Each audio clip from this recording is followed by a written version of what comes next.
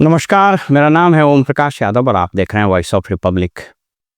National Civil Services day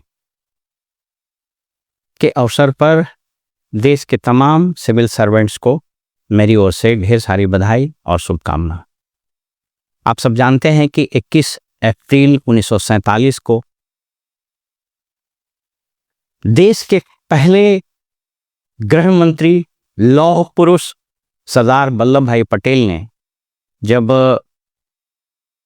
Metcalfe house में 21 अप्रैल 1947 को IAS professionals को संबोधित किया था, उसी दिन से यह परंपरा चल पड़ी है और हम पूरे देश में राष्ट्रीय सिविल सर्विसेज दिवस यानी नेशनल सिविल सर्विसेज डे के रूप में मनाते हैं।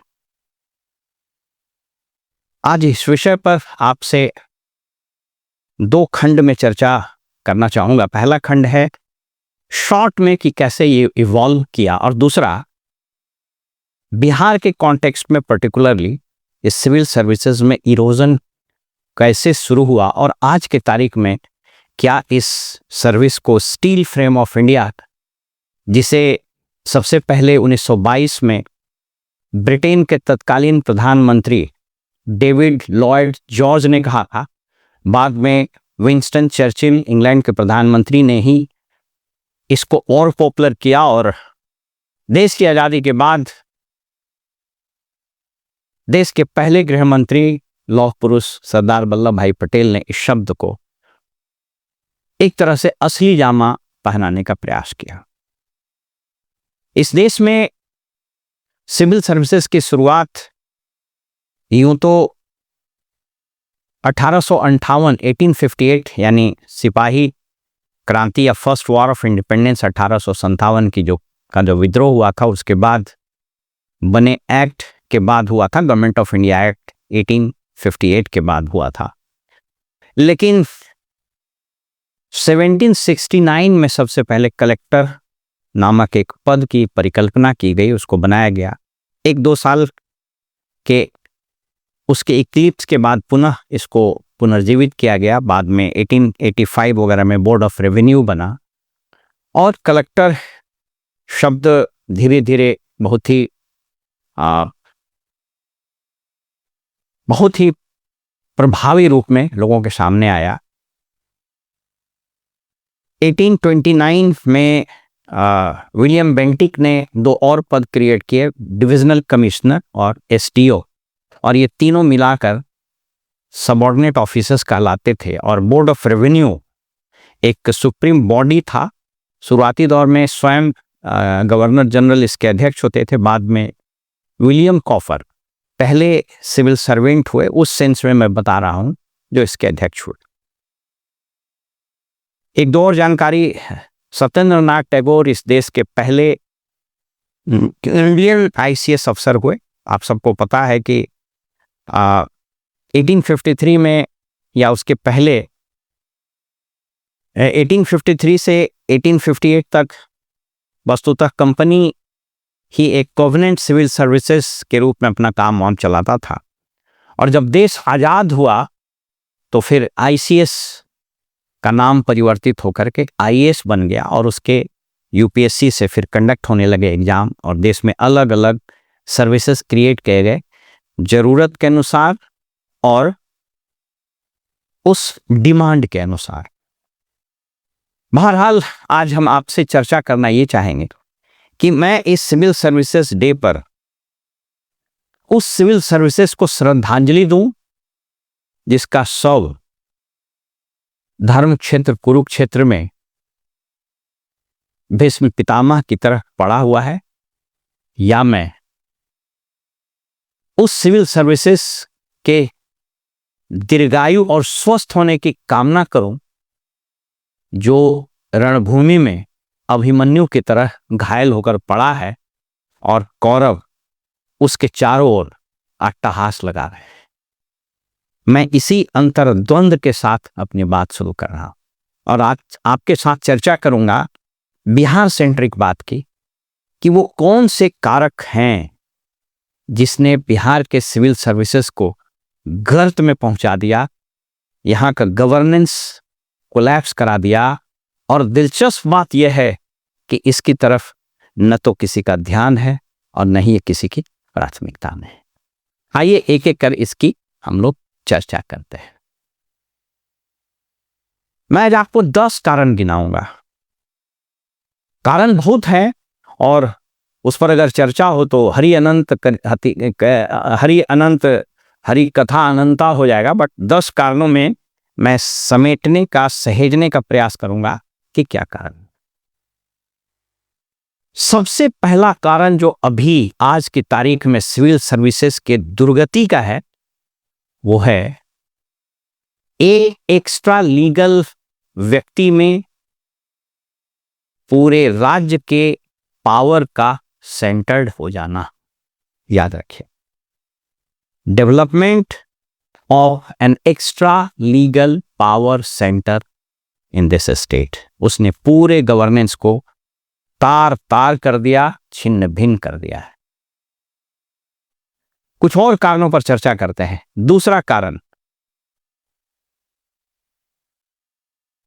यहां सिविल सर्विसेज ब्यूरोक्रेसी में कास्ट बनाम कॉम्पिटेंस, कास्ट वर्सेस कॉम्पिटेंस में कास्ट को अधिमान मिलना, ये कोई नई बात हालांकि नहीं, ये आजादी के बाद से इसमें शुरुआत हो गई।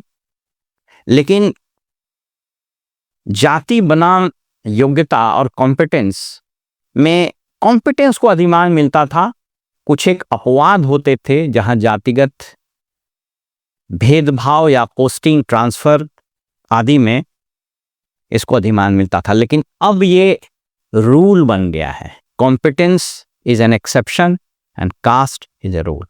दूसरा कारण। तीसरा कारण, एबिलिटी वर्सेस सुटेबिलिटी। अब किसी स्थान पर किसी सिविल सर्वेंट की पोस्टिंग, चाहे आईएएस हो, आईपीएस हो, डिप्टी कलेक्टर हो, डीएसपी हो या फॉर दैट मैटर कोई हो, कोई भी सिविल सर्वेंट, उसकी योग्यता से ज्यादा महत्वपूर्ण है उसकी सुटेबिलिटी पर, वो सुटेबल कितना है। और सुटेबल का मतलब आप समझ सकते हैं। ये तीसरा सबसे प्रमुख कारण है। इन कारणों को दूर किया जा सकता था, लेकिन जो चौथा सबसे सिस्टेमिक, इंस्टीट्यूशनलाइज और लीगल रीजन है वो ये कि बिहार में आज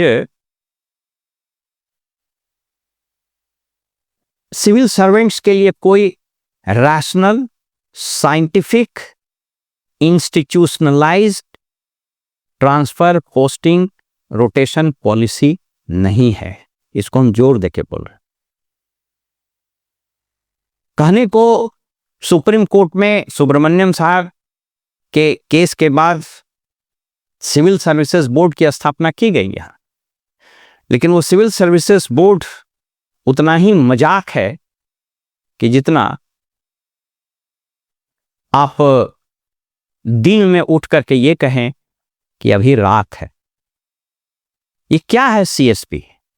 वन फाइन मॉर्निंग उस एक्स्ट्रा लीगल अथॉरिटी से, मैं उस व्यक्ति का नाम नहीं बताऊंगा, आप सब लोग समझ जाएंगे, वहां से कुछ नाम आते हैं, फाइल खुलता है और सीएसबी के सभी सदस्य बाध्य हैं उस पर दस्तखत करने के लिए। वो दस्तखत करता है और 1 घंटे के अंदर नोटिफिकेशन निकल जाता है। न कोई उसकी इंस्टीट्यूशनलाइज्ड और रैशनल मीटिंग होती है और नहीं उसके कोई, सही में पूछिए तो प्रभावी और तार्किक प्रोसीडिंग्स बनती है। वो एक व्यक्ति के इशारे पर होता है। तो absence of effective, scientific, rational, impartial transfer, posting, rotation policy का अभाव होना। और मजेदार बात यह नहीं है कि ये अभाव है, मजेदार बात है कि इस तरह की पॉलिसी बनाने के लिए किसी पॉलिटिशियन को, इर्रिस्पेक्टिव ऑफ पॉलिटिकल पार्टीज, कोई इंटरेस्ट नहीं। आप सब जानते हैं कि मैं एक रिटायर्ड ब्यूरोक्रेट हूं और अनौपचारिक वार्तालाप में या कभी कभी औपचारिक डिस्कशन में भी हम इस बात को रखते थे कि यहां पर एक scientific, rational, impartial, institutionalised transfer and posting, rotation policy बनाने की आवश्यकता है। तो any politician, irrespective of the political parties as, they took hardly any interest. एक तो उन लोगों को समझ में नहीं आता है, और मजेदार बात है कि हमको तो कुछ, मैं उनका नाम नहीं बताऊंगा, कुछ मंत्रियों ने कहा कि तो ठीक ही है, जब हम सरकार में आएंगे तो मेरे लिए भी मजा रहेगा, हम अपने मन से करेंगे। तो होने दी। ये चौथा कारण है। पांचवा एक मजेदार कारण आपको बताते हैं। यद्यपि आपको पता है कि भारतीय संविधान के अनुच्छेद 166 के तहत अन्य राज्यों की तरह इस राज्य में भी रूल्स ऑफ एग्जीक्यूटिव बिजनेस बना हुआ है, और उसी के तहत माना जाता है कि सरकार को काम करना है। मैं माना जाता शब्द बता रहा हूं, उसके अनुसार अब होता नहीं।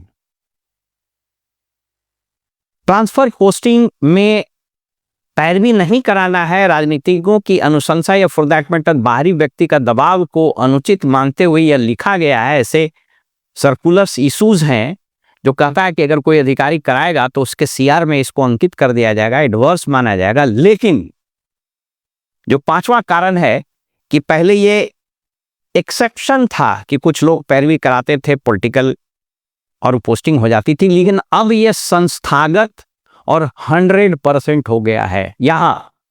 और आप देख लीजिएगा, अभी चुनाव आ रहा है, सारे BDO, CEO, CDPO, DSPs, even DM और एसपीस के लिए, डीएम एसपीस के लिए थोड़ा कम है क्योंकि वहां से ज्यादा कंट्रोल होता है, आपको पता है।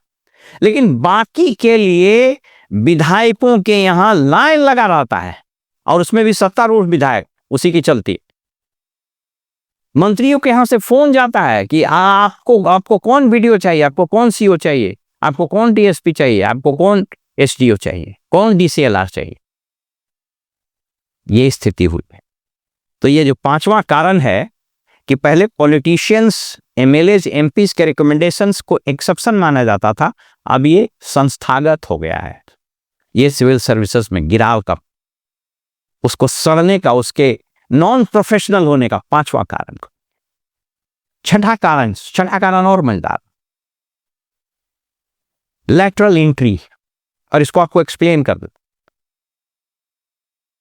सिद्धांततः बहुत लोगों को यह सुनने में बड़ा अच्छा लगेगा कि लैटरल एंट्री से अलग अलग फील्ड के एक्सपर्ट्स की एंट्री होती है सिविल सर्विसेज में।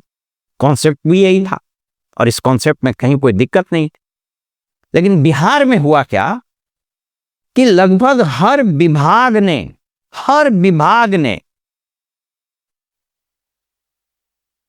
लैटरल एंट्री करना शुरू किया, और इतने कमीशन, कमिटीज, अथॉरिटी, सोसाइटी बने। आप जिस विभाग को उठा लीजिए, रजिस्ट्रेशन ऑफ सोसाइटी एक्ट के तहत एक सोसाइटी बन जाएगा, उसमें विभाग का जो पैसा होगा उसको पार्क कर दिया जाए, और उसके बाद उसके अपॉइंटमेंट की कथित रूप से पॉलिसी बना दी जाएगी। और जितने टॉप ब्यूरोक्रेट हैं, कुछ पॉलिटिशियंस हैं, कुछ ठेकेदार टाइप के लोग हैं जो बाहर से सरकार को माने जीवन दान देते हैं धनराशि के रूप में, उन सभी के बाल बच्चे को उन सोसाइटीज में घुसा दिया। जितना विभाग है, एसपीएमयू, स्टेट प्रोजेक्ट मॉनिटरिंग यूनिट, आप पता कर लीजिए उसमें कौन लोग रहता है। उसको कोई रिस्पॉन्सिबिलिटी नहीं है, उसकी कोई लायबिलिटी नहीं है, उसकी कोई अकाउंटेबिलिटी नहीं है, लेकिन उसकी सुविधा सब है। विभाग में जो रेगुलर सिविल सर्वेंट्स हैं, डिप्टी सेक्रेटरी से लेकर joint secretary, additional secretary, even special secretary, उसको चैम्बर मिले ना मिले, उसके पास गाड़ी हो ना हो, उसको कोई सुविधा हो ना हो, लेकिन ये जो एसपीएमयूज और डिस्ट्रिक्ट लेवल पर डिस्ट्रिक्ट प्रोजेक्ट मॉनिटरिंग यूनिट भी बनना शुरू हो गया। कई जिलों से मुझको कुछ कलेक्टर्स वगैरह ने बताया कि सर हमारे यहाँ भी बन रहा है। तो ये बनना शुरू, और उसमें सारे लैटरल एंट्री से घुस गए। जिस विभाग को उठाइए, रोड डिपार्टमेंट में कॉर्पोरेशन, बिल्डिंग डिपार्टमेंट में कॉर्पोरेशन, ग्रामीण विकास विभाग में जीविका, उसके अलावा एक दो और सोसाइटीज है उसमें, महादलित मिशन, विकास मिशन। तो ये बोर्ड, वो बोर्ड, मतलब एक दिन मैं जोड़ रहा था, करीब करीब लगभग 50 कॉर्पोरेशन और बोर्ड्स यहां हैं। और मजेदार बात है, वो सब का अध्यक्ष विकास आयुक्त। इसलिए मैंने किसी दिन कहा था कि in this state development commissioner is more powerful than the chief secretary, and for that matter is more powerful than any minister in the cabinet. मैं चीफ मिनिस्टर नहीं बोल रहा हूं इसलिए क्या तत्वगतवा वही उसको बैठाता है। तो जो लैटरल एंट्री शुरू हुई, मैं आपको एक छठे कारण में एक लैटरल एंट्री में कोट करूंगा एग्जाम्पल। आईएएस में अलग अलग सर्विसेज के लोग एग्रीकल्चर, इंजीनियरिंग, मेडिकल, कोऑपरेटिव्स आदि से एंट्री शुरू हुई। मैं कोट करूंगा, उस डीएम का नाम है ताकि मैं नहीं बताऊंगा, उचित नहीं होगा। गया डिवीजन के एक जिले में वो डीएम पोस्टेड था और ज्यादा पुरानी नहीं, 5-6 साल की घटना है। उस जिले में कुछ कानून व्यवस्था की समस्या उत्पन्न हो गई, तो उसको कहा गया कि स्टेट मुख्यालय से, गृह विभाग से, कि आप 144 लगा दीजिए। तो उस डीएम ने कहा कि मेरे जिला में 144 नहीं है, आप पटना से भेज दीजिए तो हम लगा देंगे। और मजेदार बात है, वो डीएम वहां रहा। उसके बाद मुंगेर डिवीजन के एक जिले में वो कलेक्टर रहा। उसके बाद पटना डिवीजन के यूपी से लगे एक जिले में वो डीएम रहा। क्यों? क्योंकि वो इंजीनियरिंग साइड से आया था और जिस विभाग से आया था उस विभाग के अपर मुख्य सचिव के पैरवी से ही वो आईएएस बना और उसी की पैरवी से उसकी पोस्टिंग रही। अभी सचिवालय में एक महत्वपूर्ण विभाग में एक महत्वपूर्ण पद पर वो व्यक्ति पदस्थापित है। ये अखबार में छपा कि अमुक जिले के डीएम को 144 के बारे में जानकारी नहीं। मैं ऐसे बहुत सारे डीएम्स को जानता हूं। मुझको एक और उदाहरण दे।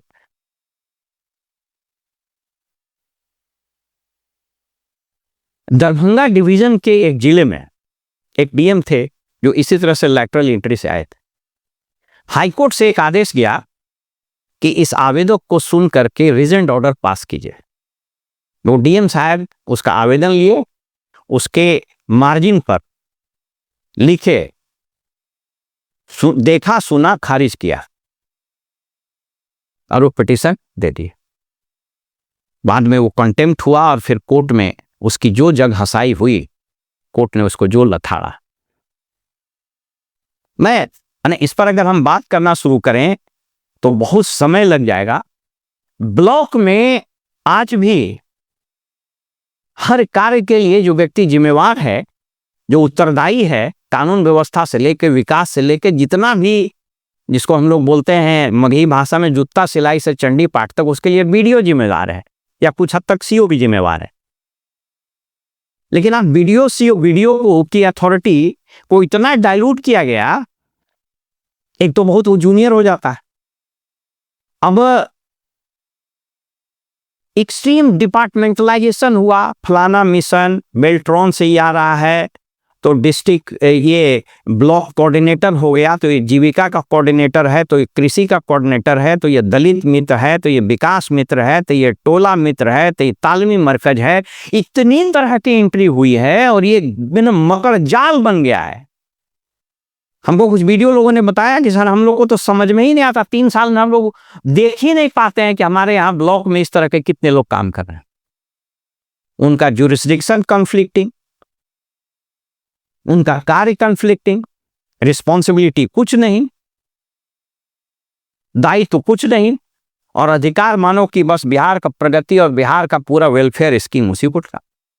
इस मुख्यमंत्री ने और इनकी राजनीतिक प्रशासनिक नासमझी ने इस देश में वोट के चक्कर में इतने स्ट्रक्चर, इतनी संरचना खड़ी कर दी है कि यह संरचना अपने बोझ के तले ही चरमरा कर, डगमगा कर गिर रही है।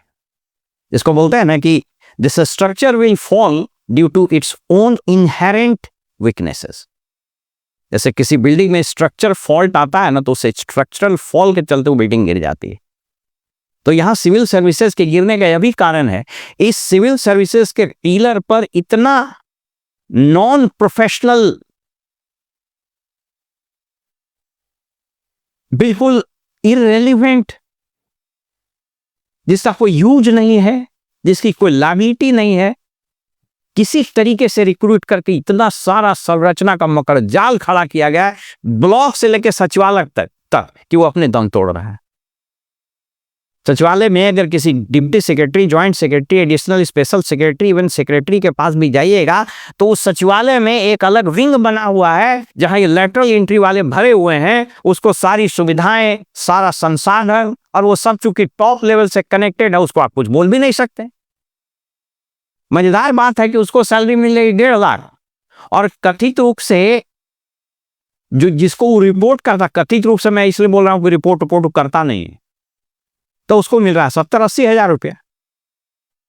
पंचायती राज विभाग में इसी तरह का एक बॉडी बनाया गया। अब वो ऐसे ऐसे लोगों को नियुक्त किया, मैंने जो मन में आया सो कीजिए। और वहां जो उस बॉडी ने, उस सोसाइटी ने, जो पंचायत सरकार भवन बने, उसमें इतनी अनियमितता हुई। एक तो उसका जो साइट सिलेक्शन हुआ बिल्कुल इनरैशनल, किसी खेत में अचानक जाए। एक कहलगांव की एक सूचना मिली थी, मुझको याद है, वहां का वीडियो का उस वीडियो का किसी न्यूज चैनल में आता कि एक खेत में पानी के चारों तरफ जमा हुआ, वहां पर एक पंचायत सरकार भवन बना था। तो ये छठा सबसे प्रमुख कारण है, इसलिए मैंने इस पर थोड़ा ज्यादा समय लेकर के बताया। ऐसे ऐसे लोगों का एंट्री हुआ है, हंसी के पात्र, जिसका कोई यूज नहीं, जिसको कोई समझ नहीं। और ऐसा ऐसा जो लैटरल एंट्री वाला जो आईएएस वगैरह बना है, उसको मैंने, मजेदार बात देखिए, सोच करके देखिए। Collectors are suppose to hold revenue courts, उसको रेवेन्यू की जानकारी होनी चाहिए, लोकल लॉज की। अब जो इंजीनियरिंग से, मेडिकल से, कोऑपरेटिव से, एग्रीकल्चर से, अलग अलग सर्विसेज से आप उस कलेक्टर आप बनाए, ठीक है, जिस सर्विस से वो आया उसमें रखिए। अगर कोई फाइनेंस से आया तो फाइनेंस में रखिए, इंजीनियरिंग से आया तो इंजीनियरिंग, उसका एक्सपर्टीज का सेवा तो उसमें लेना था। लेकिन अगर आप उसमें आपने उसको कलेक्टर बनाया है तो रेवेन्यू लॉ नहीं पढ़ा, तो how can you hold courts? और वैसा लोग मैंने हंसी वाला काम कर देता है, हास्यास्पद नौकरी, मैंने they have become a laughing stock when the matter goes to the high courts, और for that matter supreme court, they create peculiar type of situation and they have become a laughing stock। लोग हंसते हैं कि collector. तो civil services के बर्बादी का एक प्रमुख कारण, और उसमें जितनी नियुक्तियां हुई हैं, कुछ लोग तो बताते हैं कि मतलब इतना हेफ्टी अमाउंट दे करके, और चूंकि तो पीक एंड चूज रहा था, इतना हेफ्टी अमाउंट दे करके बनता है जिसकी आप कल्पना नहीं कर सकते। एक आध अपवाद को छोड़ दीजिए। 7वां रीजन सिविल सर्विसेज के कमर टूटने का यहाँ, इसलिए मैंने किसी दिन कहा था कि ये स्टील फ्रेम बाद में लकड़ी का फ्रेम हुआ, और अब ये फाइबर और प्लास्टिक का फ्रेम होगा। धीरे धीरे ये मोम का हो जाएगा, जो अपने लेटेंट हीट से ही पिघल के गिर जाएगा। इसलिए मैंने कहा कि मैं इसमें बधाई दूं, या स्वस्थ होने की कामना करूं, या श्रद्धांजलि दूं, मुझको समझ में नहीं आया। 7वां कारण क्या हुआ? पूरी सिविल सर्विसेज की हायरार्की तोड़ दी गई। सुविधा के अनुसार जूनियर्स को सीनियर, सीनियर्स को जूनियर के जगहों पर पोस्ट कर। मैं आपको इतने उदाहरण गिना सकता हूं। पूर्णिया डिवीजन के एक जिले में एडिशनल सेक्रेटरी रैंक का ऑफिसर, वो जूनियर सिलेक्शन ग्रेड या शायद बेसिक ग्रेड में काम कर रहा है। सर्वे में सेटलमेंट ऑफिसर सीनियर और उसका डायरेक्टर जूनियर। मैं खुद भी इसका शिकार हुआ। 2 जिले में मुझसे जूनियर कथित रूप से मेरा सीनियर बन के आया, हालांकि मैंने उसको कभी एक्सेप्ट नहीं किया। मैंने सरकार को लिखा कि मैं इसके नीचे नहीं काम कर सकता। लेकिन ये कितना लोग कर सकते हैं, और ये क्यों होता है? ये इसलिए हो रहा है कि एक्स्ट्रा लीगल बॉडी वहां बैठा हुआ है। वन फाइन मॉर्निंग, ये पहले हम लोग सुनते थे, लोग बताता है ये कांग्रेस के रीजन में उनके रेजिम में 1-2 ऐसे दृष्टांत आए कि सिगरेट के रैपर पर नाम लिख देता था तो उसकी पोस्टिंग हो जाती। विधानसभा में भी हम लोग सुनते थे। अब किम बदंती है या क्या है मुझको नहीं मालूम। विधानसभा में नियुक्ति में लोग बोलता था कि सिगरेट के रैपर पर लिख दिया अध्यक्ष तो नियुक्ति हो गई। तो यहाँ सीनियर्स और जूनियर्स के पूरे सिस्टम को तोड़ दिया गया। और तोड़ दिया क्यों? क्योंकि ट्रांसफर पोस्टिंग रोटेशन पॉलिसी नहीं। आपको बता दें कि रूल्स ऑफ एग्जीक्यूटिव बिजनेस के तहत एक परिपत्र निर्गत था जिसमें हर डिपार्टमेंट में एक स्थापना समिति होती थी, एस्टैब्लिशमेंट कमेटी, एस्टैब्लिशमेंट बोर्ड जो कहा। वह बोर्ड साल में 2 बार या फिर बाद में साल में 1 बार जब ट्रांसफर पोस्टिंग होता था उसमें वो बैठता था और पूरी लिस्ट बनती थी, किसका 3 साल हो गया, कौन किस रैंक में है, किस रैंक के कौन से पद खाली हैं। उस हिसाब से वो बोर्ड अपना अनुशंसा देता था और फाइल सेक्रेटरी या principal secretary as the case में भी होते हुए डिपार्टमेंटल मिनिस्टर को जाता था, जो कि मई जून में विभागीय मंत्री को बेसिक और उससे ऊपर के 2 रैंक को करने का अधिकार मंत्री को था, डिपार्टमेंटल मिनिस्टर्स का। फिर ऑल इंडिया सर्विसेज में फिर ऊपर भी जाता था। नीतीश कुमार जी आए तो इन्होंने पहला काम किया कि डिस्टेब्लिशमेंट बोर्ड को भंग कर दिया। अब किसी विभाग में कोई स्थापना समिति नहीं है, इसलिए किसी को नहीं पता, और जो पोस्टिंग करता उसको पता ही नहीं है कि इस आदमी को यहाँ भेज रहे हैं तो इसका रैंक क्या है, और उस जगह पर इससे सीनियर तो कोई नहीं पोस्टेड, क्योंकि रैंक के हिसाब से तो पोस्टिंग अब होती नहीं। मनमानी ढंग से पूरे सिस्टम को बिल्कुल मकड़ जाल में फंसा करके, इसको बोलते हैं देहात में घोर मट्ठा कर दिया है। अब 2, 4, 5 ऑफिसर, IAS ऑफिसर ने इस पूरी व्यवस्था का घोर मट्ठा कर दिया। आपको पता ही नहीं चलेगा कि आपको पता नहीं चल सकता है कि कोई व्यक्ति ADM है और उसी जिले में कोई DCL आ रहा है तो DCL सीनियर है, ADM सीनियर, आपको पता ही नहीं चलेगा। किसी विभाग में कोई व्यक्ति ज्वाइंट सेक्रेटरी है, वो हो सकता है स्पेशल सेक्रेटरी से वो सीनियर हो, बैठा हुआ है, जिलों में ज्यादा हुआ, माने अद्भुत है। उसी जिले में DDC है और DDC के नीचे उसका जो डायरेक्टर है वो उससे सीनियर है। तो ये जो काम था यह 7वां कारण था। 8वां कारण, इतने कन्फ्लिक्टिंग पोस्ट क्रिएट किए गए, इतने कन्फ्लिक्टिंग ऑर्गेनाइजेशंस और डिपार्टमेंटल बनाए गए, और वो उसमें से अधिकांश का मतलब कन्फ्लिक्टिंग जुरिस्डिक्शन, ये विभाग ये भी करेगा, वो भी करेगा, वो भी करेगा, मकर जाल। जैसे पुराने जमाने में नहीं होता था टेलीफोन एक्सचेंज में तार फंसता था तो उसमें लग जाता था फोन, तो कभी कभी क्रॉस कनेक्शन लग जाता था। आप लगाए हैं अपने पिताजी को, आपका फोन लग गया आपके साड़ू के, तो वही हाल अभी यहाँ हो गया, एक्सट्रीम डिपार्टमेंटलाइजेशन। हर विभाग माने हर स्थिति हो गई, हायरार्की टूटने का तो ये आलम है कि अब विभागीय सचिव को पंचायत लेवल के वर्कर से बात करना पड़ता है, अब रेवेन्यू सेक्रेटरी को अमीन से बात करना पड़ेगा, कर्मचारी से बात करना पड़ेगा, क्योंकि उसने हायरार्की तो तोड़ दी। ब्लॉक लेवल पर, जिला लेवल पर हर विभाग इंडिपेंडेंट। कलेक्टर का जो इंस्टीट्यूशन था उस पर तो अगर मैं बात करूंगा तो कोई पूरा एपिसोड बन जाएगा, और उसके ये दोनों दोषी हैं। ज्यादातर तो IAS लोग दोषी हैं, किसी कलेक्टर को कोर्ट करने से मतलब नहीं, जो मेन काम था कलेक्टर और मजिस्ट्रेसी दोनों छोड़ के बाकी सब काम करेगा। तो इसलिए sometimes I say that the district magistrates are more district manager than the district magistrate. तो उसका पूरा नियंत्रण खत्म हो गया। माइनॉरिटीज के लिए अलग हाकिम है, सोशल सिक्योरिटी के लिए अलग है, जेल वाला अलग है, तो आंगनबाड़ी वाला अलग, उससे एक्सट्रीम डिपार्टमेंटलाइजेशन। और अब DMs का एक ही काम रहा कि छोड़ो, जब कथित रूप से कुछ करना ही है तो अब मोटा मोटी कुछ अपवाद को अगर छोड़ दीजिए तो वसूली का धंधा शुरू। मुंगेर डिवीजन में डिस्ट्रिक्ट मजिस्ट्रेट के बारे में हमको सूचना आती है तो मैं तो सर पकड़ लेता हूँ, चैम्बर में बैठा के बोलता है इतना महीना हमको पैसा चाहिए आपके विभाग से, नाम नहीं लूंगा उसका। और ये हो रहा है। एक बार एक VC हो रहा था तो उसमें राज्य के सर्वोच्च अधिकारी बैठे हुए थे, तो उस अधिकारी ने हरसट्ठे ये कहा कि राज्य का सभी वीडियो चोर है। मैं सर्टिफिकेट नहीं दे रहा हूँ, वीडियो ईमानदार है कि चोर है। तो मैंने कहा कि ये तो बड़ा माने सेलेक्टिव है, या आप जजमेंटल हो रहे हैं।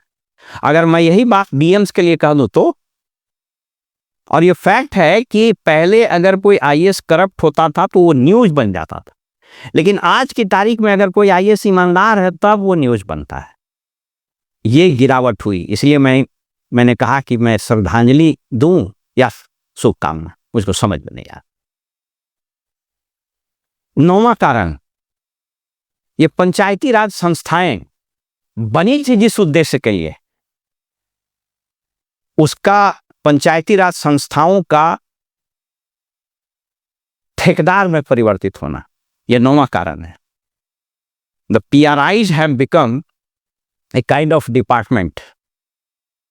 कुछ दिन पहले एक Indian institute of public administration के सौजन्य से एक सेमिनार हुआ था, उसमें चर्चा करते हुए मैंने अपनी बात रखी थी और कहा था कि the PRIs have become a department of the government. जिस उद्देश्य से बना था संविधान में 72-73 संशोधन हुए थे, आर्टिकल 243 के तहत राजीव गांधी ने संवैधानिक अधिकार दिए। अब जितना PRIs है, पंचायत से ले करके और जिला परिषद तक, दे आर मोर इंटरेस्टेड कि हमको फंड कितना मिल जाए और हम ठेकेदारी कितना करा ले, और इसी के लिए मारा मारी होते रहता। और मजेदार बात है कि इसको इतना पर भी सरकार को संतोष नहीं हुआ। अब इसके पैरेलल और कंफ्लिक्टिंग कई एक बॉडीज क्रिएट कर गया। जैसा अभी हाल में सरकार ने एक आदेश निकाला कि ब्लॉक पर और जिला स्तर पर 20 सूत्री या योजना कार्यक्रम क्रियान्वयन कोई समिति बनी है, जिसमें जो जदयू और बीजेपी या NDA के जो ब्लॉक अध्यक्ष रहेंगे उसके अध्यक्ष होंगे और फिर उपाध्यक्ष होंगे, 20 सदस्य होंगे, अब बाकी सब लोग उसके मेंबर, उसमें MLA MP भी मेंबर होंगे। आप सोच करके देखिए, अगर पंचायती राज अधिनियम के तहत पंचायत समिति बनी हुई जिसका प्रमुख होता है, तो फिर ये पैरेलल कन्फ्लिक्टिंग बॉडी कैसे हम बना सकते हैं? How and why? तो इन चीजों ने सिविल सर्विसेज की पूरी कमर तोड़ दी। माने डेमोक्रेटाइजेशन के नाम पर एक्सट्रीम पॉलिटिसाइजेशन हुआ, डेवलपमेंट के नाम पर ठेकेदारी के लिए मारामारी हुई, और अब तो लोग बात करता है ना कि विकास का काम करेंगे तो हमको हंसी लगती है। और जब किसी से सुनिए ना कि विकास के लिए हम ये धरना, लोग प्रतिनिधि लोग जो है ना बात करेंगे, MLA MP लोग कि हमारे क्षेत्र में विकास होना है, विकास नहीं हो रहा, ठेकेदारी होना है, छोड़िए ना विकास क्या हो।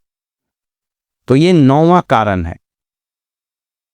और 10वां और अंतिम सबसे प्रमुख कारण है, जिस पर बात करके अपनी बात खत्म करूंगा, वो है कि now the bureaucrats have become politician and ठेकेदार्स and they are least interested in performing their original duties in land revenue, land reforms, magistracy and general administration। अब चले थे जिला में कलेक्टर, मैं दावे के साथ आपको बता रहा हूं, हालांकि इस दिशा में थोड़ा सा पाठक जी काम करना शुरू किए थे, लेकिन अब उनको भी हटा दिया है, वही चले गए।